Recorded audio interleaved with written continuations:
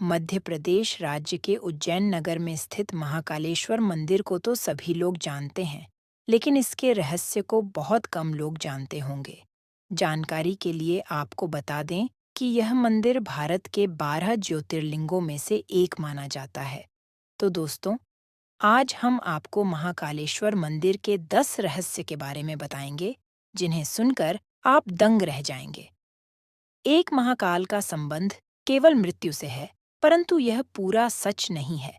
काल के दो अर्थ होते हैं, एक समय और दूसरा मृत्यु काल को। महाकाल भी कहा जाता है, क्योंकि प्राचीन समय में यहीं से पूर्ण विश्व का मानक समय निर्धारित होता था। इसलिए इस ज्योतिर्लिंग का नाम महाकालेश्वर रखा गया। दूसरा कारण भी काल से ही जुड़ा है। दरअसल महाकाल का शिवलिंग तब प्रकट हुआ जब महादेव को एक राक्षस दूषण का अंत करना था।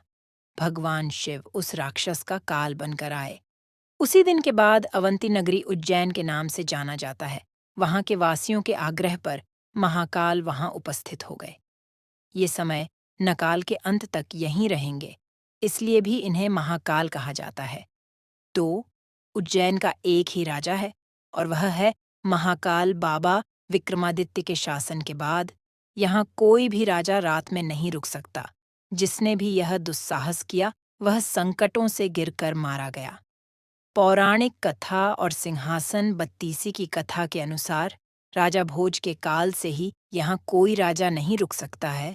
वर्तमान में भी कोई राजा या मुख्यमंत्री या प्रधानमंत्री यहाँ रात में नहीं रुक सकता।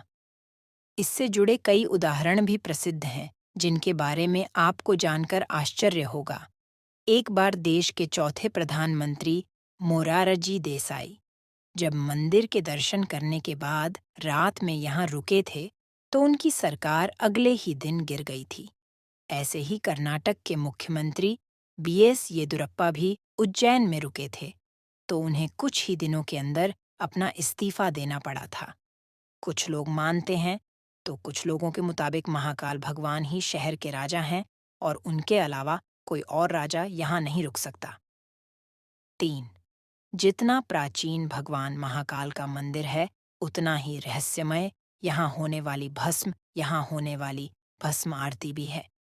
प्राचीन काल में राजा चंद्रसिंह शिव के बहुत बड़े उपासक माने जाते थे।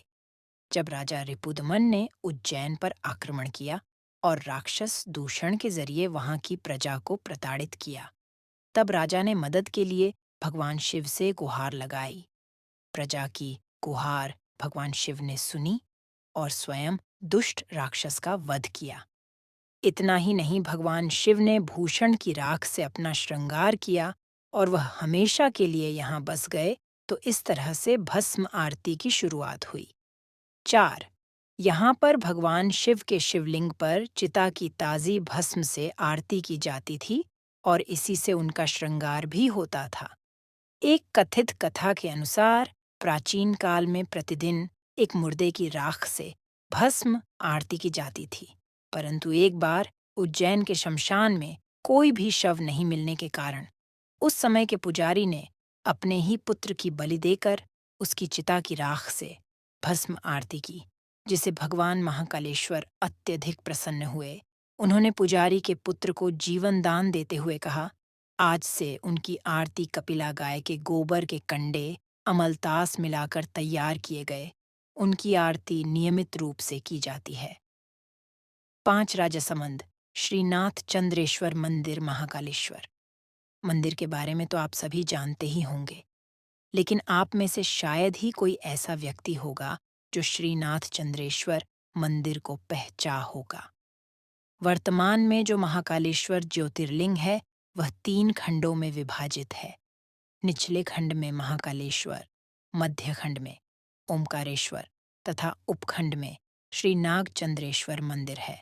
6-12 ज्योतिर्लिंगों में से महाकाल ही एकमात्र सर्वोत्तम शिवलिंग है, अर्थात आकाश में तारक शिवलिंग, पाताल में हाटकेश्वर शिवलिंग और पृथ्वी पर महाकालेश्वर शिवलिंग ही मान्य शिवलिंग है।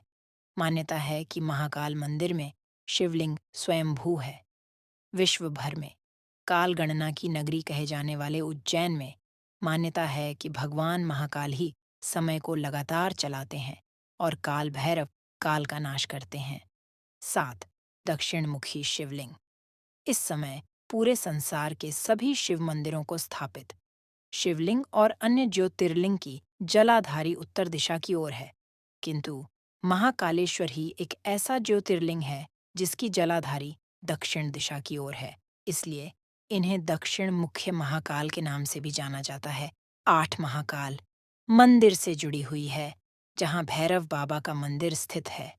दुनिया का एकमात्र ऐसा मंदिर है जहाँ पूरी दुनिया में मंदिरों के आसपास से शराब की दुकानें हटा दी जाती हैं। वहीं दूसरी ओर महाकाल के मंदिर परिसर से लेकर इसके रास्ते में बहुत सारी शराब की दुकानें लगाई गई हैं।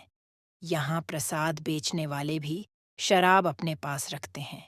आज तक ये कोई नहीं जानता है कि भगवान को शराब पिलाने का रिवाज कब से है और आखिर इतनी मदिरा पीते हैं तो जाती कहाँ है। 9 शिवलिंग को नष्ट करने की कोशिश करी गई, जिसके कारण पुजारियों ने उसे छुपा दिया और इसकी जगह दूसरा शिवलिंग रखकर उसकी पूजा करने लगे। बाद में उन्होंने उस शिवलिंग को वही महाकाल के प्रांगण में अन्य जगह स्थापित कर दिया, जिसे आज जूना महाकाल कहा जाता है। हालांकि कुछ लोगों के अनुसार असली शिवलिंग को छेड़ होने से बचाने के लिए ऐसा किया गया था। 10. वैसे तो मंदिरों में रोजाना चमत्कार होते हैं, लेकिन सभी चमत्कार आम लोगों तक नहीं पहुंच पाते हैं।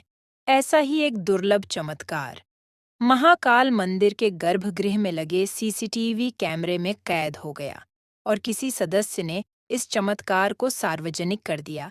इसलिए इस तस्वीर को सावन महाशिवरात्रि में बाबा महाकाल बेलपत्र से ढक दिया जाता है और उसके बाद यहाँ भक्तों का आना मना है। वहाँ रात में एक अदृश्य शक्ति रात में मौजूद है जो कि महाकाल की पूजा कर रही है। इसका अभी तक कोई उत्तर नहीं दिया है, परंतु साधुओं का मानना है कि यह घटना सत्य है।